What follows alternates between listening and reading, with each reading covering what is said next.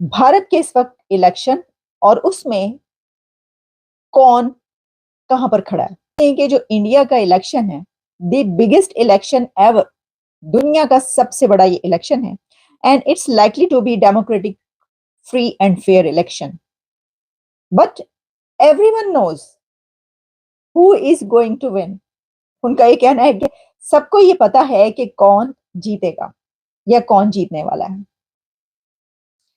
अच्छा, फिर इसमें उन्होंने ना सिर्फ ये कि इंडिया में रहने वाले जो लोग हैं उनसे बातचीत की है और उनसे पूछा है उनका क्या कहना है, बल्कि इसमें उन्होंने कुछ एक ऑथर और एक सीनियर एनालिस्ट को लिया है और उनसे भी बात की है। दोस्तों, ये जो इलेक्शन है भारत का 2024 का, जिसके तकरीबन 5 राउंड जो हैं वो हो चुके हुए हैं। कल जो 20 मई को आखिरी 5वां राउंड हुआ है और उसके बाद 25 मई और 1 जून को और 4 जून को रिजल्ट आ जाना है। देखें, ये जो इलेक्शन है that is going to determine कि जो इंडिया की जो लॉस्ट ग्लोरी है ना, that is what India is going to claim इस इलेक्शन के बाद।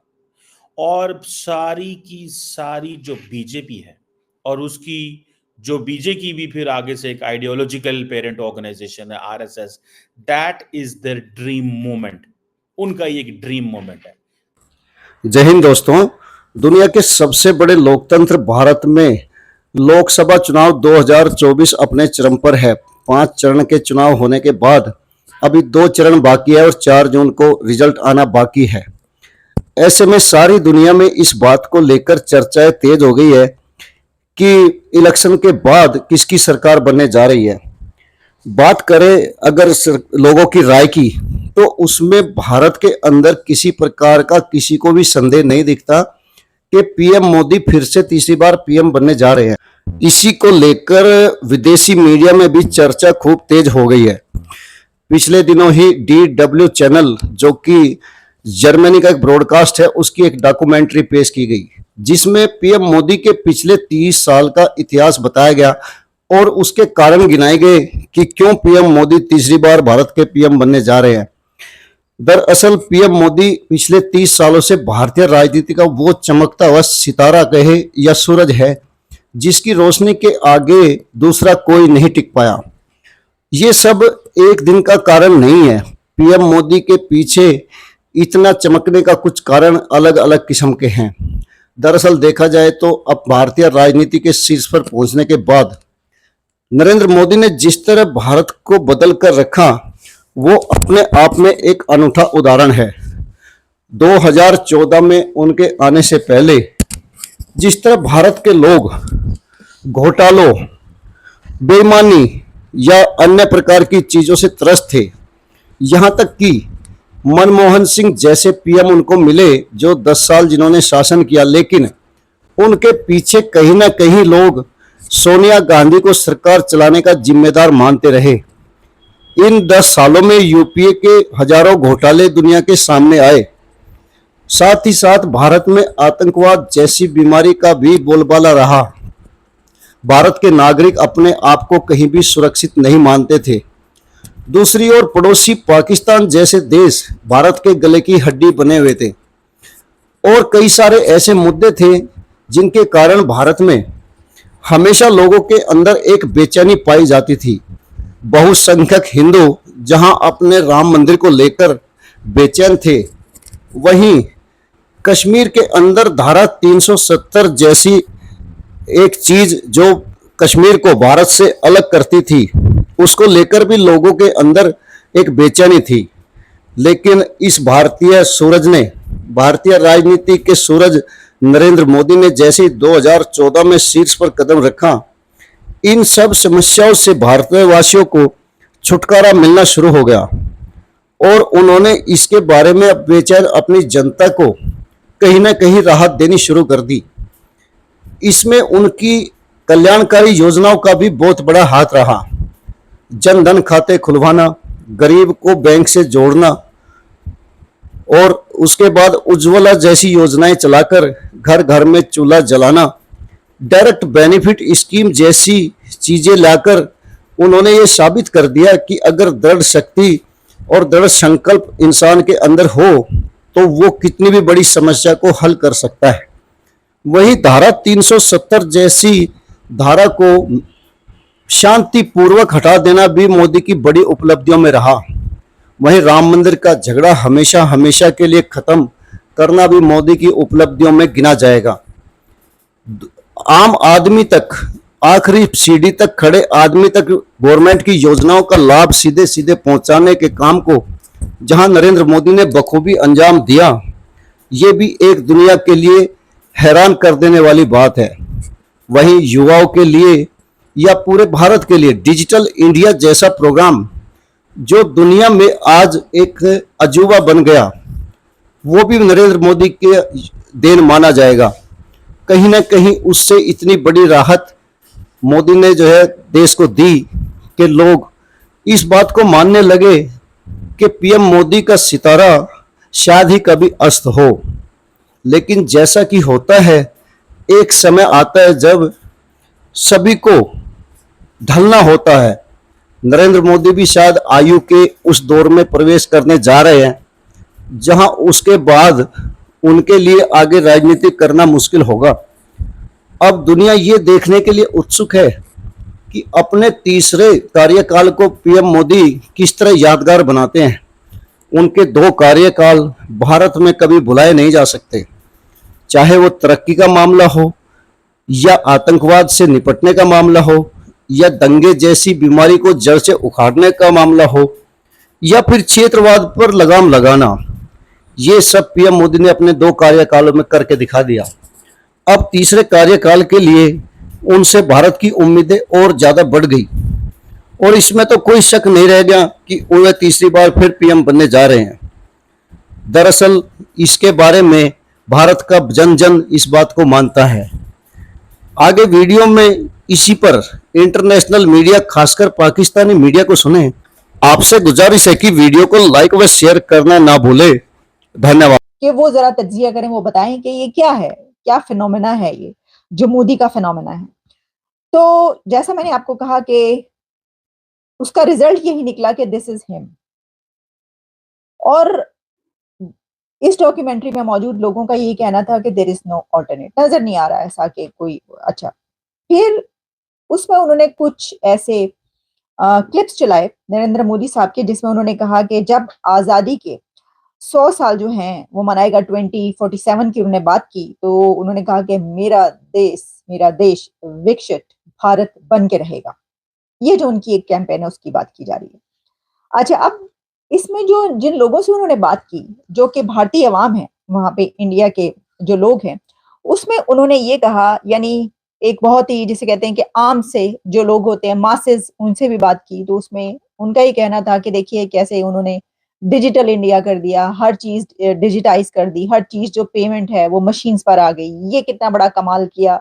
और फिर इसी के साथ उनके कुछ और जो स्टेप्स उन्होंने लिए हैं उसके ऊपर लोगों ने उसको कहा कि सेकंड किया और उसको एंडोर्स किया। अच्छा, फिर जब सवाल किया जाने लगा तो कि भाई कौन कौन आ रहा है, तो लोगों का कहना था कि और कौन आएगा, नहीं ये वही नजर आ रहे हैं, मोदी साहब ही नजर आ रहे हैं, और कौन आएगा, वही आएगा, और किसका नाम ले हम, वही आएगा। जो खानदान यानी कि जो कांग्रेस, उसके ऊपर बहुत सारे करप्शन स्कैम्स निकले और लोग मायूस हो गए उनसे। तो उस वक्त जो अल्टरनेट था वो भी एक ही था कि किसको किया जाए, किसको दिया जाए, किसको कहा जाए। तो फिर जो है वो उनको अवाम ने जो है उनको चूज किया उसके ऊपर, और वो सारे उन्होंने स्कैम्स भी बताए, सारा कुछ बताया कि उसके अंदर कौन कौन शामिल था, क्या क्या हुआ उस दौरान। तो डेकेड टू डेकेड और ईयर टू ईयर उन्होंने सारा इसके अंदर जो है वो एक्सप्लेन किया। सिर्फ 30 मिनट्स की है ये रिपोर्ट, और डॉक्यूमेंट्री कोई ज्यादा लंबी नहीं है, इतने तफसीली उन्होंने, लेकिन फिर भी इसके अंदर भी उन्होंने काफी कुछ इसको जो है वो कवर कर लिया है। और वो समझते हैं कि हमारा जो कौम है, यानी कि भारत जो है, historically, knowledge wise, prosperity wise एक वेल्दी जो है वो नेशन है। लेकिन वो समझते हैं कि हमें हमारे साथ ज्यादतियाँ हुई हैं माजी में। वो कहते हैं एक ऐसा मुल्क जिसमें 80% जो लोग हैं वो हिंदू हों। ये जो इलेक्शंस हैं, मैं आपको बताऊं, जिसमें नरेंद्र मोदी साहब एक नया आइडिया ऑफ इंडिया लेके आ रहे हैं, ठीक है जी। that is obviously going to be a less liberal. But a nation, वो समझते हैं we want to have a nation जो कि एक that will follow the Indian way. And हम दुनिया में जहाँ भी जाएंगे, ठीक है, इस आइडिया ऑफ इंडिया के ज़रिए हम अपने वो जिसे कहते हैं ना अपने कल्चर, रिलीजन और इन चीज़ों को हम ऑब्वियसली दुनिया के सामने रखेंगे। सो वो जो बहुत सारे लोगों को ये समझ नहीं आ रही कि जो मोदी साहब का आइडिया ऑफ इंडिया है वो इलेक्टोरल डेमोक्रेसी, वेलफेयर के ऊपर, और ये जो उसके ऊपर डिपेंड उस तरह नहीं कर रहा वेलफेयर के ऊपर, वो कह रहे हैं ये कल्चर, रिलीजन और स्टेट अफेयर्स में इसका ज़्यादा रोल है। This is what they believe. और जो नेशनहुड है वो थ्रू हिंदुइज्म आएगी। और हमारे जो चीफ एग्जेक्टिव हैं यानी कि नरेंद्र पीएम साहब, वो उस तरह नहीं है जिस तरह एक नेहरू साहब ने आइडिया ऑफ इंडिया डिफाइन किया था। अब इंडिया जो है it is going to be a different India.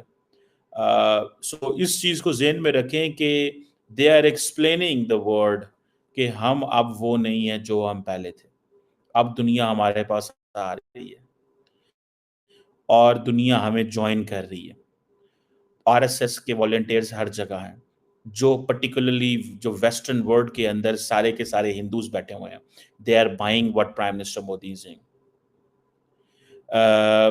और हर जगह पे वो कहीं पे भी बैठे हों, दुनिया में अब लोग ये समझते हैं, लोग ये जानते हैं कि अब हमें ये जो 80% जो हिंदू पॉपुलेशन है, इट विल डिटर्मिन कि इंडिया ने आगे किस तरह लेके जाना है।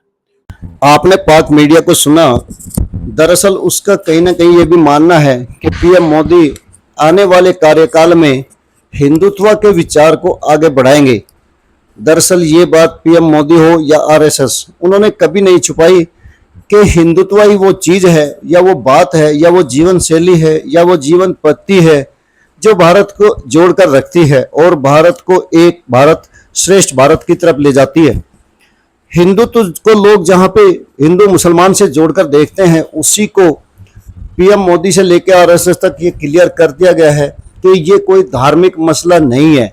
दरअसल हिंदुत्व एक जीवन शैली है जो भारतीय उपमहाद्वीप के तीनों देशों में एक समान पाई जाती हैं। इसमें उनका कल्चर, उनका रहन सहन, उनका खान पान और उनकी वेशभूषा से लेके उनकी शक्लें और डीएनए तक जहां हिंदुत्व के ही तहत मानी जाती हैं। दरअसल पीएम मोदी से को इस बारे में हमेशा शक और शुबे की दृष्टि से देखा जाता रहा है कि वे हिंदुत्व को प्रमोट करते हैं। इसमें कोई शक नहीं, उन्होंने खुद को कभी इस बात से पीछे हटाया नहीं कि वे राष्ट्रवादी हिंदू है। दूसरी ओर उनके अगले कार्यकाल को लेकर और भी कई तरह की बातें की जाती रही है। दरअसल पीएम मोदी इस बात को कह चुके हैं कि उनके आने वाले कार्यकाल में कुछ बड़े फैसले किए जा सकते हैं। इस बात को लोग दूसरे तरीके से बात करते हैं कि कहीं संविधान में बदलाव ना कर दे, लेकिन ऐसा उन्होंने क्लियर किया है, उन्होंने साफ कहा है कि ऐसा उनका कोई इरादा नहीं है। लेकिन भारत को विश्व पटल पर अग्रणी बनाने के लिए और जहां उसका मुकाम है भारत का, वहां ले जाने के लिए पीएम मोदी ने खुद कहा है कि कोई ना कोई कड़े फैसले हमें करने ही पड़ेंगे। दरअसल भारत उसका हकदार है और उस जो भारत की प्रतिष्ठा और वैभव पहले रहा है उसको लौटाने के लिए चाहे जो करना पड़े, चाहे जो जी जान लगाना पड़े, लेकिन भारत को उसके स्थान पर पहुंचाया दिया जाएगा। ये इस पीएम मोदी से लेकर आरएसएस तक का दृढ़ संकल्प रहा है और शायद यही भारतीय जनमानस की इच्छा भी रही है। भारतीय जनमानस भी चाहता है कि भारत का पुराना गौरव लौटे और भारत को दुनिया में वो स्थान हासिल हो जिसका भारत हकदार है। और इसके लिए भारतीय जनमानस कहीं ना कहीं पीएम मोदी की तरफ ही देखता है। शायद यही सब कारण बनेंगे कि पीएम मोदी तीसरी बार फिर से प्रचंड बहुमत लेकर भारतीय राजनीति के सूरज पर, आसमान पर सूरज की तरह चमकते नजर आएंगे। अब इस सितारे को आगे क्या करते हैं क्या नहीं करते हैं वो देखना बाकी है। वीडियो को लाइक व शेयर करने के लिए आप सभी का धन्यवाद। जय हिंद, जय भारत।